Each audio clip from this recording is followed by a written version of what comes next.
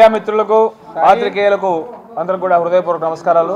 ప్రధానంగా ఇవాళ విశాఖపట్నం జిల్లా కాంగ్రెస్ ఆధ్వర్యంలో ఈ ప్రెస్ మీట్ ఏర్పాటు చేయడానికి ప్రధానంగా రెండు అంశాలు. ఒకటి, ఇదివరకే మనం చూసిన ఇందిరమ్మ అభయం ఏదైతే ఏఐసిసి అధ్యక్షుడు మల్లికార్జున ఖర్గే గారు మన ఆంధ్రప్రదేశ్ రాష్ట్రం అనంతపూర్లో ఒక భారీ బహిరంగ సభ నిర్వహించి ఒక డిక్లరేషన్ ఇచ్చినారు. ప్రతి పేద కుటుంబానికి కాంగ్రెస్ పార్టీ డిక్లరేషన్ మొదటి డిక్లరేషన్గా ప్రతి పేద కుటుంబానికి 5,000 రూపాయలు ప్రతి నెల ఆర్థిక సాయం అందించే విధంగా డైరెక్ట్గా వాళ్ళ బ్యాంక్ అకౌంట్లో 5,000 రూపాయలు ఇచ్చే విధంగా ఒక డిక్లరేషన్ లేడీస్కి ఒక డిక్లరేషన్ చేయడం జరిగింది. ఆవిడ లాంచ్ చేసిన తర్వాత 5 గంటలకు లాంచ్ చేశారు. దాని తర్వాత ఇక్కడ విశాఖపట్నంలో ఒక వర్కింగ్ ప్రెసిడెంట్ ఇన్ఛార్జిగా విశాఖపట్నం ఇన్ఛార్జిగా మా జిల్లా కాంగ్రెస్ అధ్యక్షులు అదేవిధంగా ఇక్కడ నుండి రాష్ట్ర స్థాయి నాయకులు జిల్లా నాయకులు అందరూ కలిసి కూడా ఆ యాప్ని ఇక్కడ లాంచ్ చేయడం జరిగింది. ప్రజలందరూ కూడా ఇప్పుడు కాంగ్రెస్ పార్టీ చేసేది చెప్తుంది, చెప్పింది చేస్తుంది. మనకు కాంగ్రెస్ పార్టీకి ఉన్న క్రెడిబిలిటీ కూడా మనందరికీ కూడా తెలిసిన విషయమే. కనుక ఇది సాధ్యమైన హామీనే ఇవ్వాలని చెప్పి కూడా కాంగ్రెస్ హైకమాండ్ నిర్ణయం తీసుకుంది. ఇది ఏఐసిసి అధ్యక్షులు సాక్షాత్తు మల్లికార్జున ఖర్గే గారు కూడా ఈ హామీని వచ్చి అనంతపురం లాంచ్ చేయడం జరిగింది. ప్రజలందరూ కూడా బీపీఎల్ ఫ్యామిలీ తెల్ల రేషన్ కార్డులు ఉన్న పేద కుటుంబాలందరూ కూడా మా కాంగ్రెస్ నాయకులు కార్యకర్తలు ఈ నెల రోజుల పాటు రాష్ట్ర వ్యాప్తంగా మీ దగ్గరకు వస్తారు. మీరు మీ ఓటర్ కార్డు మీ ఫోన్ నెంబర్ ఇచ్చి ఈ యాప్ ద్వారా మీరు రిజిస్టర్ చేసుకుంటే డైరెక్ట్గా షర్మిలారెడ్డి గారు కూడా మీకు వాయిస్ క్లిప్ ద్వారా మీతో మాట్లాడడం జరుగుతుంది.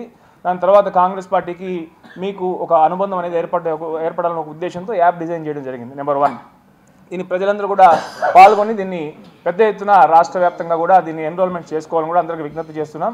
రెండవది, ఏదైతే ప్రత్యేక హోదా మీద నరేంద్ర మోడీ గారు ఎక్కడైతే స్పెషల్ స్టేటస్ 10 సంవత్సరాలు ఇస్తామని తిరుపతి వెంకన్న సాక్షిగా నాడు తిరుపతిలో హామీ ఇచ్చి మాట తప్పారో 2014లో, అదే ప్రాంగణంలో కూడా సచిన్ పైలట్ గారు second declaration Congress party second declaration Sachin Pilot గారు ఆధ్వర్యంలో వచ్చి ప్రత్యేక హోదా కాంగ్రెస్ అధికారంలో కేంద్రంలో వచ్చిన వెంటనే ఈ రాష్ట్రానికి ప్రత్యేక హోదా ఇస్తామని చెప్పి ఒక సెకండ్ డిక్లరేషన్ కూడా ఇవ్వడం జరిగింది.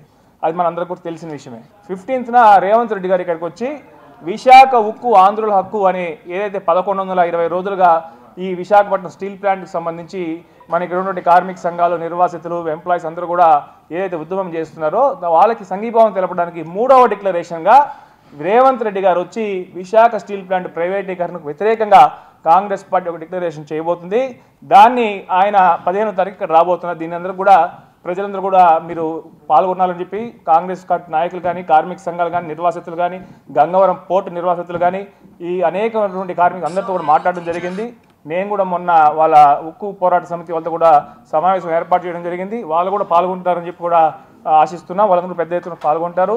అదేవిధంగా కాంగ్రెస్ కార్యకర్తలు పాల్గొంటారు. పెద్ద ప్రాంగణం పెద్ద డిక్లరేషన్ కార్యక్రమం రేవంత్ రెడ్డి గారి ఆధ్వర్యంలో వచ్చే 15వ తారీఖు జరగబోతుందని కూడా మీ ద్వారా ప్రజలకు కూడా తెలియజేస్తున్నాను. కనుక ప్రతి ఒక్కరు కూడా విశాఖపట్నం జిల్లాకు సంబంధించిన వాళ్ళు అదేవిధంగా ఉత్తరాంధ్రకు సంబంధించిన వాళ్ళు ప్రతి ఒక్కరు కూడా పాల్గొనాలని చెప్పి ఆ డిక్లరేషన్తో పాటు విశాఖపట్నం రైల్వే జోన్ కానివ్వండి, వెనకబడిన జిల్లాలు రాయలసీమ ఉత్తరాంధ్రకు మన దీంట్లో ఉన్నట్టు రీఆర్గనైజేషన్ యాక్ట్లో ఉన్నట్టు ఏదైతే ప్రత్యేక ప్యాకేజ్ ఉందో ఆ ప్యాకేజీకి సంబంధించి కూడా రేవంత్ రెడ్డి గారు డిక్లరేషన్ చేస్తారని కూడా ఈ సందర్భంగా తెలియజేస్తున్నాను. ప్రజలందరూ కూడా స్వచ్ఛందంగా పాల్గొని ఈ కార్యక్రమానికి విజయవంతం చేయాలని కూడా అందరికీ విజ్ఞప్తి చేస్తున్నాను. ధన్యవాదాలు.